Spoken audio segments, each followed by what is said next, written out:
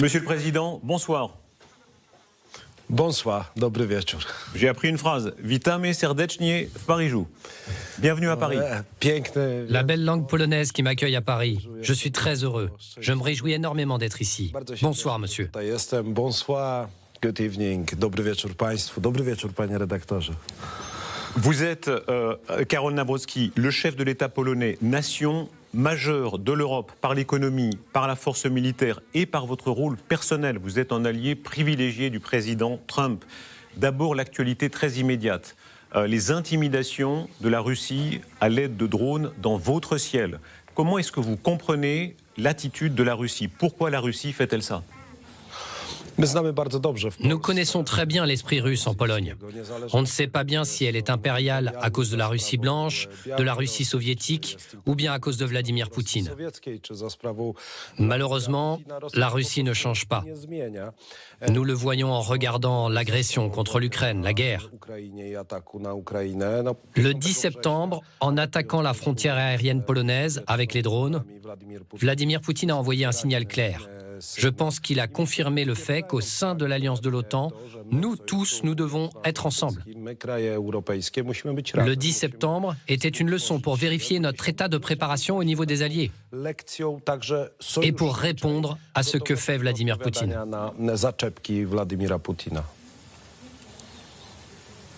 La France envoie ses avions, ses Rafales, pour être à vos côtés. Comment est-ce que vous recevez ce geste ?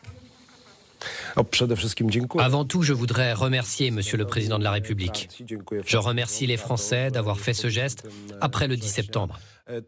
Il y a eu d'autres gestes également de la part d'autres pays européens. Nous avons déclenché également l'article 4 du traité de l'OTAN, montrant ainsi que l'OTAN est unie. Les alliés sont ensemble. La Pologne, depuis 4 ans, subit une guerre hybride. Nous sommes attaqués sans cesse. Nos frontières sont attaquées. L'espace de la mer Baltique est attaqué. Et maintenant, c'est notre espace aérien qui est attaqué. Donc les rafales envoyées en Pologne montrent à chacun que l'Alliance Atlantique est prête à réagir. Si la Russie continue ses attaques, est-ce que l'armée polonaise se donne la possibilité de frapper des aéronefs russes, des missiles russes, des drones russes, même dans le ciel de l'Ukraine, avec bien sûr l'accord des Ukrainiens? Est-ce que cette possibilité existe? En tant que chef des armées, je dois dire que oui. Nous sommes toujours prêts à défendre notre souveraineté, notre indépendance. Nous n'avons pas eu peur des troupes soviétiques près du territoire de la République de Pologne en 1920. Pendant 40 ans, nous n'avons pas donné notre âme, alors que nous étions une colonie soviétique. Donc nous n'avons pas peur des drones. Et l'expérience de l'Ukraine dans la lutte... Même en frappant dans le ciel de l'Ukraine, c'est possible, si c'est pour vous défendre, si un drone arrive vers la Pologne, est-ce que vous pouvez le frapper dans le ciel de l'Ukraine? Notre armée abat les drones une fois qu'ils franchissent la frontière de la Pologne. Mais cela constitue tout de même la violation de l'intégrité d'un État, qui est membre de l'OTAN. Donc, au niveau technique, nous sommes responsables de notre espace aérien dans les frontières de la Pologne. Les Rafales sont des avions prêts à toutes les éventualités. Ce sont des avions qui peuvent porter des missiles nucléaires. Est-ce que pour vous, ça fait partie du message de dissuasion? Oui, bien sûr. Aujourd'hui, nous construisons un potentiel de dissuasion. Les avions venus de France, les F-16, mais aussi les F-35 qui arrivent en Pologne l'année prochaine. Tout cela construit ce potentiel de dissuasion. Nous, la Pologne, la France et d'autres alliés de l'OTAN, nous devons nous armer. Nous devons viser les 5% du PIB de dépenses de défense, comme ça a été convenu pendant le sommet de La Haye. Nous faisons tout cela, mesdames et messieurs, pour qu'il n'y ait pas de guerre, justement pour construire un potentiel de dissuasion. Mais le fait qu'ils portent des armes nucléaires, qu'ils puissent porter, ils n'en ont pas actuellement, mais ils peuvent porter des armes nucléaires, est-ce que c'est une manière de dire à tout ennemi, nous sommes prêts à ce degré de dissuasion? Oui, bien évidemment. Et on parle d'un potentiel nucléaire civil, mais aussi militaire en Pologne. Nous n'utilisons pas encore l'énergie nucléaire, mais nous savons combien ce potentiel est important d'un point de vue de la sécurité énergétique notamment. D'où la coopération avec la France. C'est très important pour la Pologne. Et est-ce que vous espérez, le président de la République Emmanuel Macron a parlé de la dimension européenne de la dissuasion nucléaire, est-ce que vous espérez que des armes nucléaires françaises soient stationnées en Pologne ?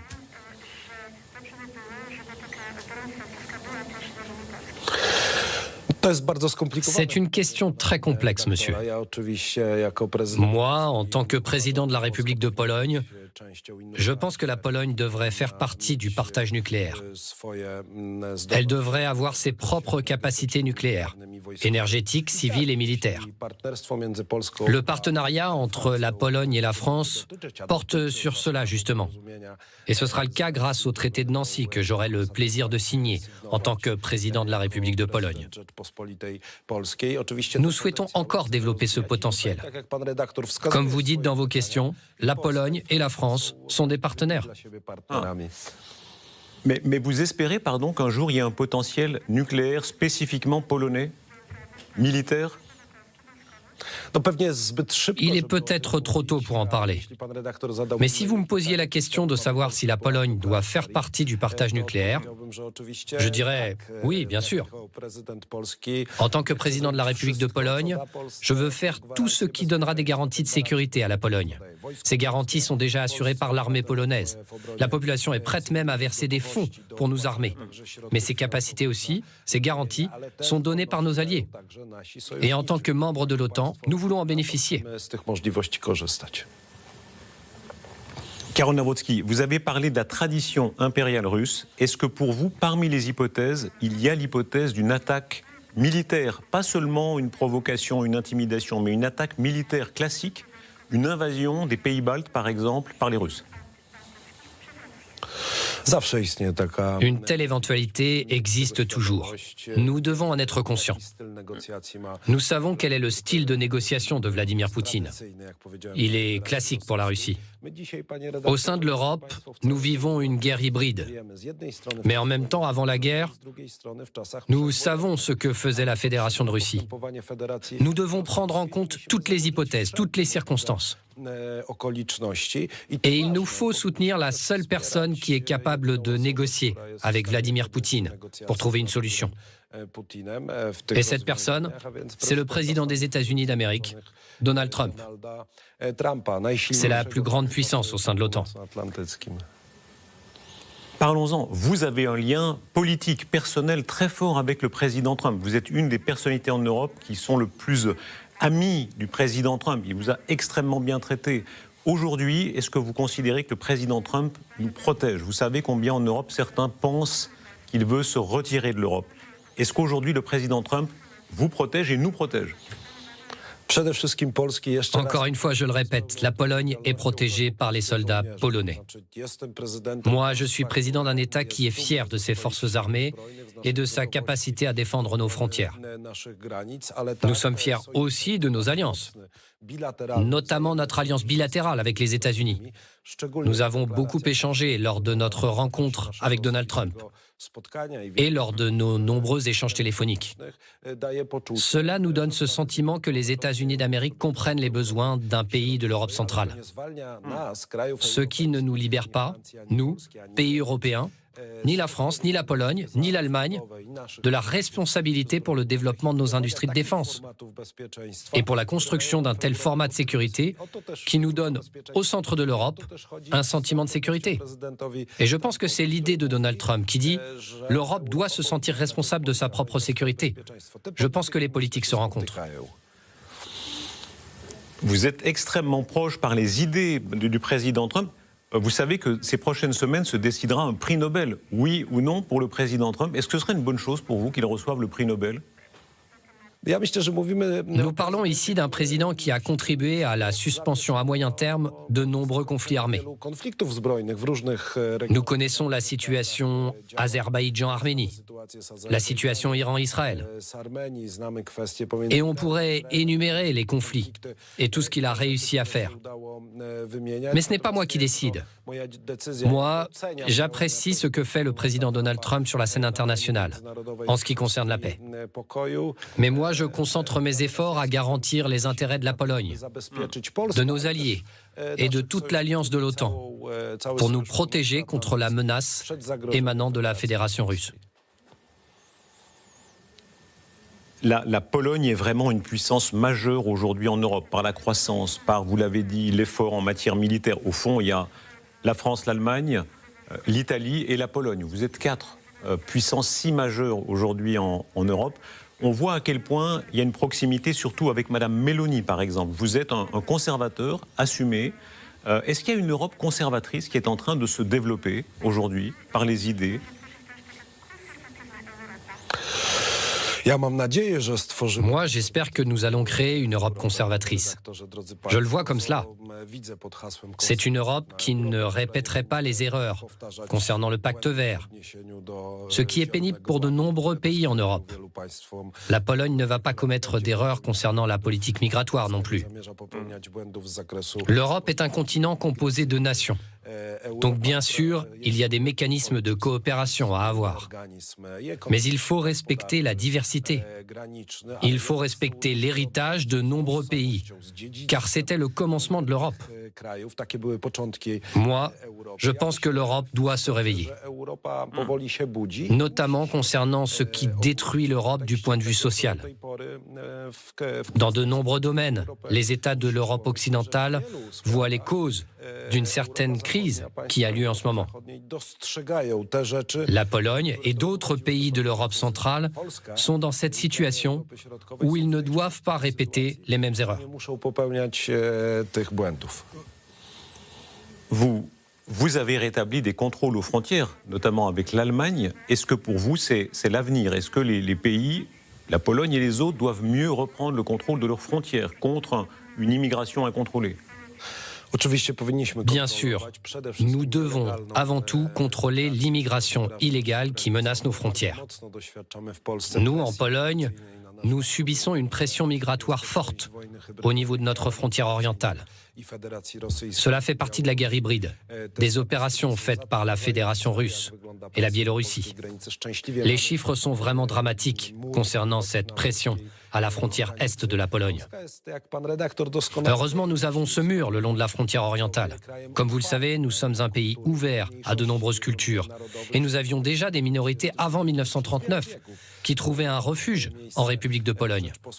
Nous réclamons à ce qu'on respecte notre culture et que l'ordre et la sécurité règnent dans notre maison. Vous défendez les intérêts nationaux, évidemment d'abord de la Pologne, et concernant l'accord avec le marché commun du Sud, le Mercosur, c'est le dossier du moment. Quelle est la position de la Pologne ? Le président polonais, moi, personnellement, je suis pour les agriculteurs polonais. Cet accord du Mercosur n'est pas bon pour l'agriculture polonaise. Je pense que ce n'est pas bon pour les agriculteurs français non plus.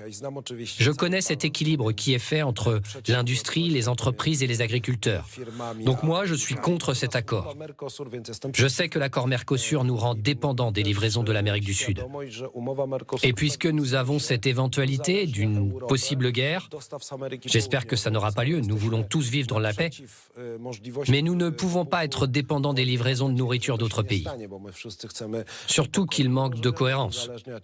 De nombreux pesticides, les engrais, qui sont utilisés en Amérique du Sud, proviennent de Biélorussie et de Russie. Comment pourrait-on alors introduire d'autres sanctions? Ce n'est pas cohérent.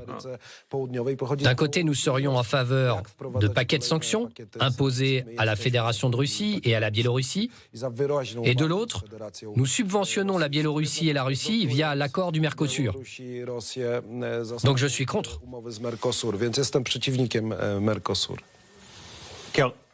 Karol Nawrocki, vous êtes historien, vous mesurez à quel point, évidemment, il y a la culpabilité historique écrasante de l'Union soviétique, de Staline à votre égard, mais aussi de l'Allemagne. Aujourd'hui, vous êtes de ceux qui disent l'Allemagne doit payer des dommages de guerre importants, encore aujourd'hui en 2025. C'est vrai que la culpabilité allemande en Pologne est si lourde. Combien ça se monte d'après vous? Combien l'Allemagne devrait encore payer à la Pologne, pour être juste? Aujourd'hui, justement, je me suis entretenu à ces sujets avec le chancelier allemand, le président de la République d'Allemagne aussi. Nous avons parlé des réparations. C'est l'un des nombreux sujets de notre relation entre la Pologne et l'Allemagne. L'Allemagne, tout comme la France, constitue un partenaire commercial important pour la Pologne. Un partenariat qui est au sein des différents formats internationaux. Mais je reconnais que pour résoudre les problèmes qui sont importants pour les Polonais, le versement des réparations à la Pologne est nécessaire. Parce que ce partenariat doit être construit d'un côté sur la confession des fautes et d'autre part à réparer ces fautes. Nous avons le chancelier Merz qui était notre invité il y a quelques semaines. Ils mettent 500 milliards pour leur économie. Alors c'est bien. Pour vous, combien de milliards vous voulez? Nous sourions, mais nous parlons de choses vraiment très graves. Parce que la Pologne a été dévastée, détruite pendant la Deuxième Guerre mondiale. Le seul rapport présent, composé de 3 volumes, qui constitue l'effet des travaux de 40 scientifiques, économistes, historiens, analystes, parle d'un montant immense. Mais vu la très bonne relation que nous sommes en train de construire, je pense qu'il est temps de commencer à parler d'un montant. Sans nous donner de date précise de versement, évidemment. Mais aujourd'hui, c'est la Pologne et l'Allemagne qui en ont besoin pour résoudre un problème qui est si important et qui ne nous empêchera pas, d'un autre côté, de construire notre responsabilité commune, économique et militaire.